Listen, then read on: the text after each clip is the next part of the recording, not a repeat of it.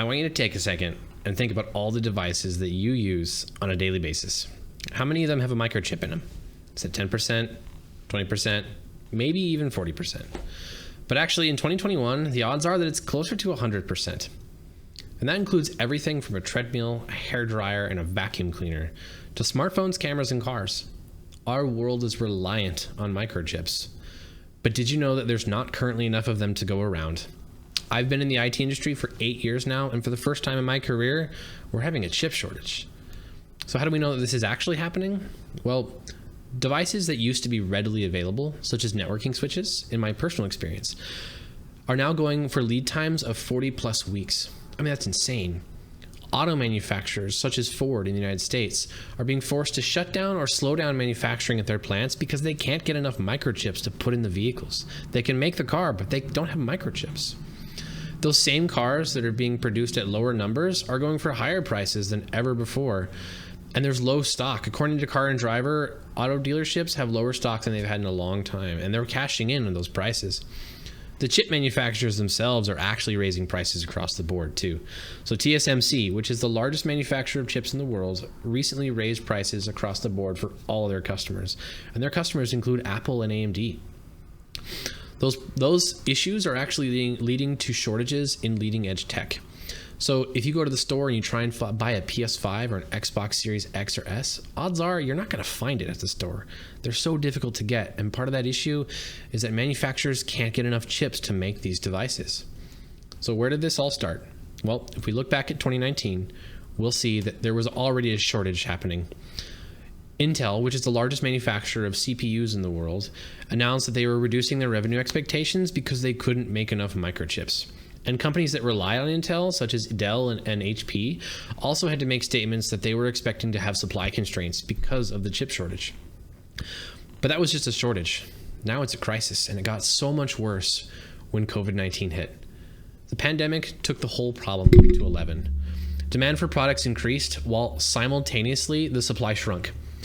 Shipping, ports, trucking, and manufacturing were all completely unable to keep up with demand. And all of that was made worse by port closures, cyber attacks, and disrupted networks.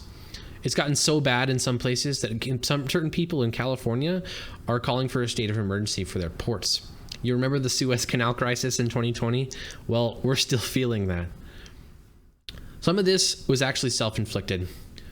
When the pandemic began, certain automakers actually canceled their chip orders because they thought that supply and that demand for their products was going to go down.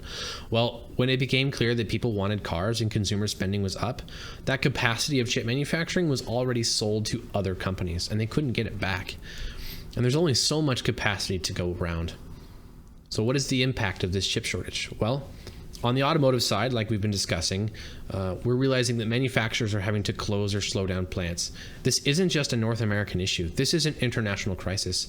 France's Renault is actually reporting that they've had to slow or shut down manufacturing plants because they can't get enough chips to put in the cars.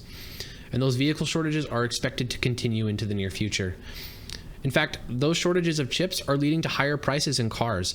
The average price of a new car in the United States in 2021 was $45,000. In 2020, it was $40,000. And it's actually gone up $3,000 just since June. That's insane. Higher prices than we've ever seen before because they can't make enough cars, because they can't get enough chips.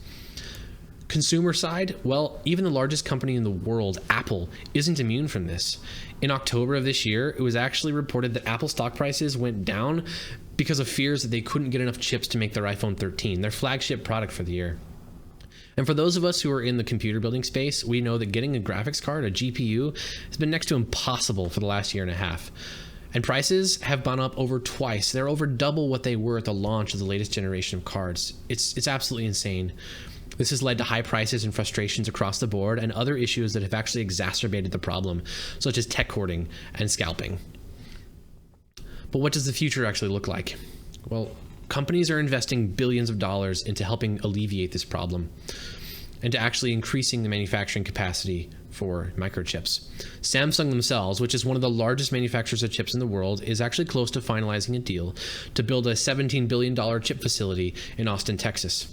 And even governments around the world have gotten involved. In this year, President Biden of the United States said that he was considering enacting the Defense Production Act in order to help alleviate some of these problems. That's how reliant we are on chips in our everyday life and even for our security of our countries.